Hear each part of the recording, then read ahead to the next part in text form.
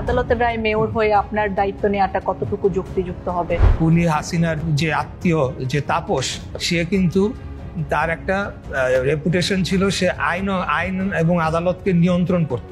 সমস্ত আইনি পদক্ষেপ মেনে আমরা অভিযোগটি করেছিলাম। খুনি হাসিনা পালিয়ে যাওয়ার পরে যে স্টেপ, সেগুলো পার করেই কিন্তু আমি কাঙ্ক্ষিত রায়টি পেয়েছি। সরকারের কোনো মহল যদি এখানে কোনো বাধা সৃষ্টি না করে, তাহলে আমার বিশ্বাস যে খুব শীঘ্রই আমি দায়িত্ব নিতে চাচ্ছি। অভিনন্দন জানাই, আপনি একটা দীর্ঘ সংগ্রামের পরে আবার মেয়র নির্বাচিত হয়েছেন, কিন্তু এখন আপনি দায়িত্ব নেননি। তবে একই প্রক্রিয়ায় আদালতের রায়ে মেয়র হয়ে চট্টগ্রাম যিনি মেয়র নির্বাচিত হয়েছেন, ঘোষিত হয়েছেন, তিনি দায়িত্ব নিয়েছেন। কেন আপনি এখনো দায়িত্ব নেননি?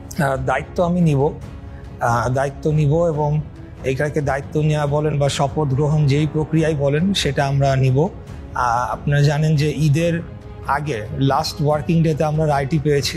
এখনো আমাদের যে কিছু প্রক্রিয়া সম্পন্ন বাকি রয়েছে। আমরা আদালতের রায়টি এখন ইলেকশন কমিশনে রয়েছে, সেখান থেকে এটা গ্যাজেট হবে এবং পরবর্তী পদক্ষেপগুলো নেওয়ার জন্য আমরা কাজ করে যাচ্ছি।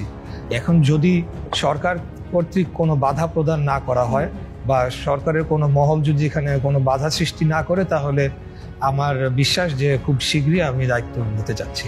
অনেকে বলছে যে নির্বাচনকে আপনারা অবৈধ ঘোষণা করেছেন, আপনারা বলছেন যে এই নির্বাচন কোনো নির্বাচনে হয়নি, সেই নির্বাচনে আবার আদালতের রায় মেয়র হয়ে আপনার দায়িত্ব নেওয়াটা কতটুকু যুক্তিযুক্ত হবে? এই বিষয়টি খুব থ্যাংক ইউ, আপনি প্রশ্নটি করেছেন। আসলে এই বিষয়টি নিয়ে যারা বলছে, আমার মনে হয় যে তাদের কিছু বোঝার বা ঘাটতি রয়েছে। তো আমরা যখন এখন যে রায়ের যে পূর্ণাঙ্গ সার্টিফাইড কপির জন্য অপেক্ষা করছি, এটা যখন আমরা পাবো, দেন আমরা আমাদের সমস্ত আইনজীবী যারা রয়েছেন তাদেরকে নিয়ে আমরা জাতির সামনে সংবাদ সম্মেলনের মাধ্যমে প্রত্যেকটি পয়েন্ট আমরা পুঙ্খানুপুঙ্খভাবে আমরা বিস্তারিত তুলে ধরব। আমরা নির্বাচন বাতিল চেয়ে মামলা করি নাই, আমরা নির্বাচনের ফলাফল বাতিল চেয়ে স্থানীয় সরকারের যে আইন রয়েছে 30 দিনের মধ্যে যে অভিযোগ দায়ের করতে হয়, সমস্ত আইনি পদক্ষেপ মেনে আমরা অভিযোগটি করেছিলাম।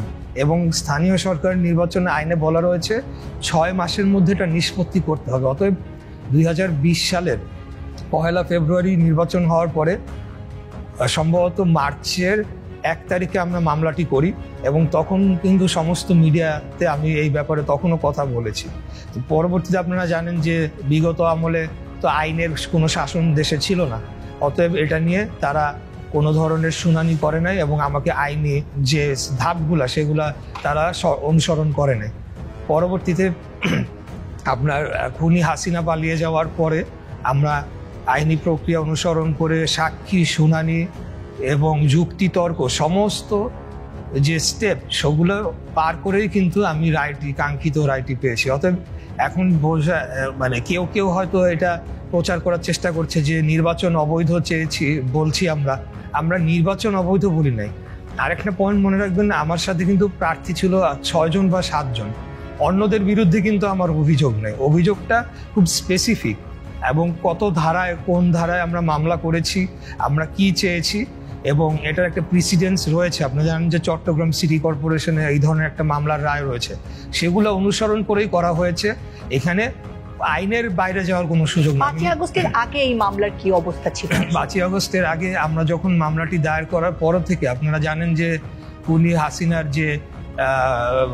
যে আত্মীয় যে তাপস, সে কিন্তু তার একটা রেপুটেশন ছিল, সে আইন এবং আদালতকে নিয়ন্ত্রণ করত এবং সে ছিল আমার বিরুদ্ধে প্রার্থী, তার বিরুদ্ধে আমি মামলাটি করেছি।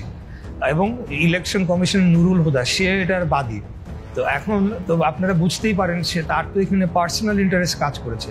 সে এটাকে মামলা বাতিল করানোর জন্য চেষ্টা করেছে, হাইকোর্টে প্রেয়ার দিয়েছে, লোয়ার কোর্টে চাপ প্রয়োগ করেছে, কিন্তু কোনো অবস্থাতেই আমরা মামলা থেকে সরে আসিনি। আমরা বারে সময়ের আবেদন করেছি এবং মামলাটি যেভাবে থাকার সেভাবে এটাকে আমরা জিয়ে রাখা বলেন বা মামলাটিকে অ্যাক্টিভ রাখার যে কাজটি, সেটি আমরা করে গিয়েছি।